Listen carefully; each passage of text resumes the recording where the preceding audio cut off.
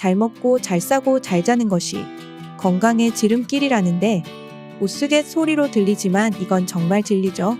하루에 규칙적으로 변을 보는 사람도 간혹 귀찮아서 화장실을 안 가게 되면 몇일 동안 불편한 경우가 많아요. 심지어 변비로 변비약이나 각종 건강기능식품을 드시더라도 안 먹게 되면 금세 이전과 같이 변비로 힘들어하는 분들이 계신데요. 도대체 왜 그런 걸까요? 오늘의 엄지 건강정보는 변비의 원인과 다시 돌아가는 이유, 대장암을 유발한다는 주장의 진실, 그리고 변비의 해결책을 알려드리겠습니다. 영상을 끝까지 시청하시면 변비에서 해방되는 방법을 정확히 알게 되실 거예요. 도대체 변비는 무엇이고 왜 생길까요? 장내에는 대장균 등 50여 종의 세균이 있는데요.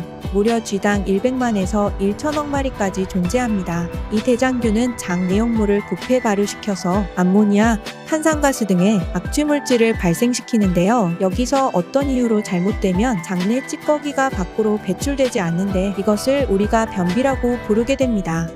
그럼 변비는 어떤 이유로 생기게 될까요? 첫째, 활동량 부족. 둘째, 불규칙한 소식, 식이섬유 부족. 셋째, 과식.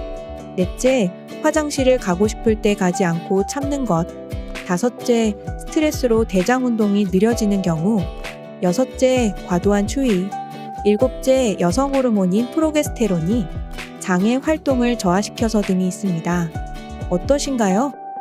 여성의 프로게스테론까지 변비의 원인이 될 수 있다고 하니 다이어트를 자주 하시는 분이나 스트레스가 많은 직장인, 활동량이 부족한 아이들까지 누구나 변비에 노출될 수 있다는 것인데요. 건강보험 심사평가원 자료에 따르면 국내 변비 환자 수는 63만 명을 넘는다고 합니다. 너무 놀랍죠? 이렇듯 변비의 원인이 너무나도 다양해서 가장 쉽고 빠르게 고치는 방법은 변비약을 먹거나 관장을 하는 방법도 있지만 지속적인 방법이 되지 못합니다. 현대인의 생활 습관으로 개선되지 않는다면 일시적인 도움은 될 수 있지만 금세 이전의 변비로 돌아가 버리게 되는 거죠. 변비가 대장암을 유발한다는 이야기들이 있어 걱정하시는 분들도 많은데요.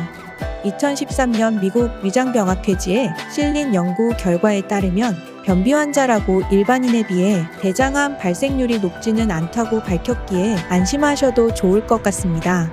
다만 반대로 대장암으로 인해 변비가 발생할 수는 있는데요. 대장점막 종양이 생기면 대장의 연동운동이 느려지고 배변의 통로가 좁아지거나 막혀서 국내 대장암 수술 환자 중 23% 이상이 변비 증상을 경험했다고 합니다.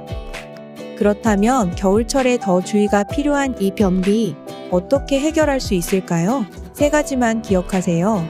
첫째, 생활 습관입니다. 현대인의 경우 오랜 시간 앉아서 업무를 하는 경우가 많기에 변비가 쉽게 발생되는데요.